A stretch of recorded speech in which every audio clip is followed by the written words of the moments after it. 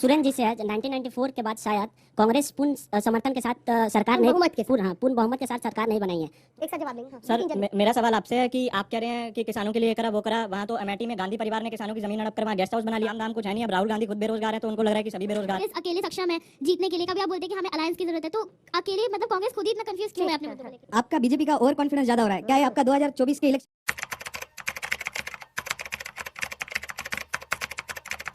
और अभी तो रुको, क्लाइमैक्स अभी बाकी। सुरेंद्र जी से है 1994 के बाद शायद कांग्रेस पूर्ण समर्थन के साथ सरकार नहीं पूर्ण बहुमत के साथ सरकार नहीं बनाई है।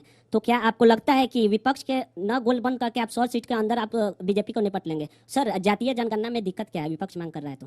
ठीक है, एक साथ जवाब देंगे। हाँ, सर मेरा सवाल आपसे है कि आप कह रहे हैं कि किसानों के लिए करा वो करा, वहाँ तो अमेठी में गांधी परिवार ने किसानों की जमीन हड़प कर वहाँ गेस्ट हाउस बना लिया, 632 रुपए किराया दे रहे थे किसानों को, अब वो खत्म हुआ है। और आप कह रहे हैं कि भारत जोड़ो यात्रा, अब आप ये बताइए कि भारत जोड़ो यात्रा में राहुल गांधी ने कितना काला धन खर्च कर दिया।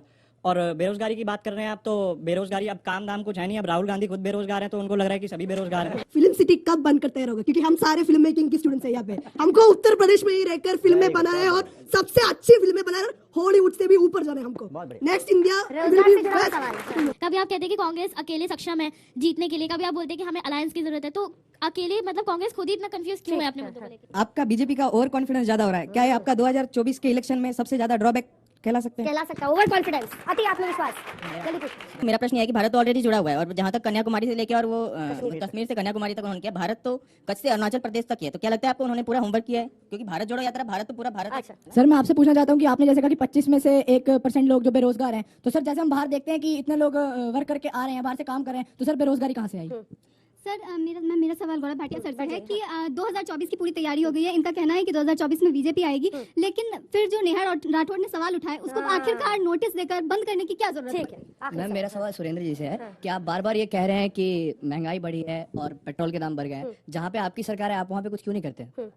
चलिए ठीक है। राहुल गांधी पर प्रश्न, भारत जोड़ो यात्रा पर प्रश्न, कांग्रेस की सक्षम है नहीं है, सब पर प्रश्न जवाब दीजिए। सबसे पहले तो जो सबसे अच्छी बात इन्होंने कही, कम से कम आज मेरे को अच्छा लग रहा है कि सवाल कांग्रेस से हैं, तो इसका मतलब विश्वास भी कांग्रेस है। ठीक? तो सवाल अगर ज्यादा है, अब आपको 3-4 चीजें मैं साफ बताता हूँ। पहली बात जो आपने कही, एक बच्चे ने कहा कि भाई यात्रा भारत जोड़ो यात्रा पोरबंदर से लेकर के अगरतला तक क्यों नहीं हुई, तो मेरे दोस्त जल्दी ही होगी और अप्रैल के बाद हम लोग इसका भी आपको निर्णय कर देंगे, बता देंगे। तीसरी बात, आपने भारत जोड़ो की बात करी कि भारत जुड़ा हुआ है, तो भारत को भौगोलिक रूप से दुनिया की कोई ताकत नहीं है कि जो तोड़ सके। जो तोड़ने की कोशिश करेगा हम उसको जान से मार डालेंगे। बहुत साफ सी बात है। जान से मार डालेंगे? हाँ बिल्कुल। जो भारत को तोड़ने की बात करेगा भौगोलिक रूप, भारत आज की डेट में सांप्रदायिक रूप से, भारत आज की डेट में आर्थिक रूप से, भारत आज की डेट में बेरोजगारी के रूप में, जिस तरीके की जो परिस्थितियां चल रही हैं देश में, जब हम विमर्श करते हैं महंगाई का, विमर्श करते हैं बेरोजगारी का, तब हमको हिंदू मुसलमान दिखा दिया जाता है। इस चीज के लिए तो वो दिखा रहे हैं रामचरित इस चीज के लिए मैंने ये आपके एक और साथी आरजेडी वाले दिखा रहे हैं। 8 साल तक आजकल तो ये भागते रहते हैं। 8 साल तक मीडिया ने प्रतिदिन हिंदू मुस्लिम बहस दिखाया, प्रतिदिन। और एक एजेंडा की तरह ये मत कहिए कि हर बार इसका जवाब ये नहीं होता है। 8 साल तक प्रतिदिन हिंदू मुस्लिम बहस दिखाया। प्रतिदिन नहीं दिखाया गया था। पिछले 1.5 साल से अपना जादू जब जनता पे नहीं चलता है तो किसी न किसी पर तो ठीकरा फोड़ना ही रहता है। बोलिए, जो स्वयं देश को हिंदू मुस्लिम बहस दिखा करके बताइए, कम से कम वो लोग प्रवचन न दें।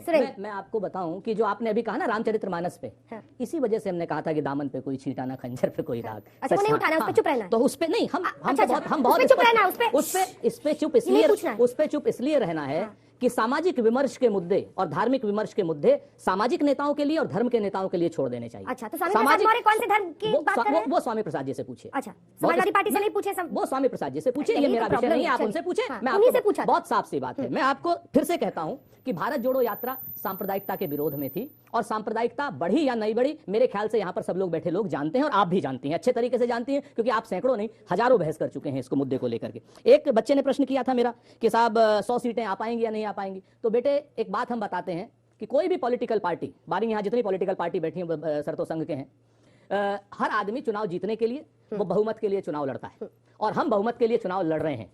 एक बात। दूसरी बात, कन्याकुमारी से कश्मीर तक और पोरबंदर से लेकर के अगरतला तक इकलौती पार्टी भारतीय जनता पार्टी के सामने हम खड़े हैं, तो हम पूरी तरीके से लड़ेंगे। तीसरी बात, एक बच्चे ने डॉलर की बात करी थी। तो डॉलर 40 रुपए में आएगा ये हमने नहीं कहा था। ये वादा जो था नरेंद्र मोदी जी की सरकार ने किया था, अगर उस वादे को नहीं पूछे क्या, 2 करोड़ रोजगारों के लिए नहीं पूछे क्या, महंगाई खत्म करने के लिए 400 रुपए के सिलेंडर पर किस तरीके का वितंडावाद होता था, आज 1200 रुपए का सिलेंडर है, कोई नहीं पूछ रहा।